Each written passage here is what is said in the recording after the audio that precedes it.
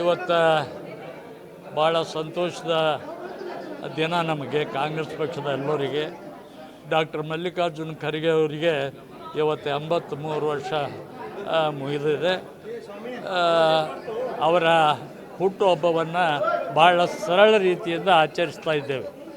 ಅವರು ಸ್ವತಃ ಯಾವ ಏನು ಹುಟ್ಟುಹಬ್ಬವನ್ನು ಆಚರಿಸೋದಿಲ್ಲ.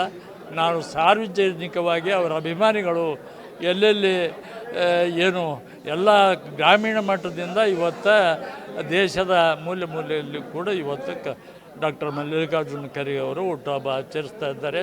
ಅದಕ್ಕೆ ನಾವೆಲ್ಲರೂ ಶುಭ ಕೋರಲಿಕ್ಕೆ ನಾವೆಲ್ಲ ಸೇರಿದೆ.